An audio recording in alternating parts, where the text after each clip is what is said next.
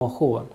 Prandaj unë mendoj që duhet t'i lëmë ta nxjejnë karriken, si thot populli një herë, për të dhënë vlerësime. Ndërsa për zotin Timal Basha, unë mendoj që Albin Kurti e ka kuptuar me vonesë që nuk ka të drejtë ta ul deri në atë nivel përfaqësimin e Kuvendit Kosovës.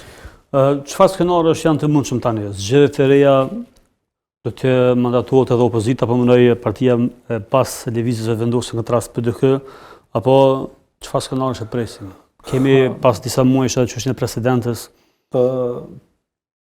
Ka skenar të mundshëm për arsye se këta njerëz domethënë nuk është lehtë t'i analizosh.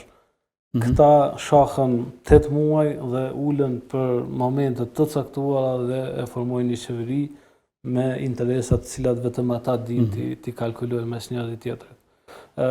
Janë të çuditshëm dhe mund të ketë vendimarrje të çuditshme. Ani pse unë pres që të kemi zgjedhje të reja, sepse koalicionet në këtë kuptim janë të panatyrshme.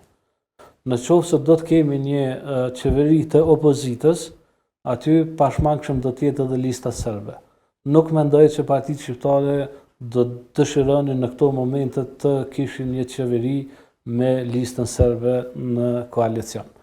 Në anën tjetër, nuk kanë as mandatar për kryeministër të opozitës së bashkuar.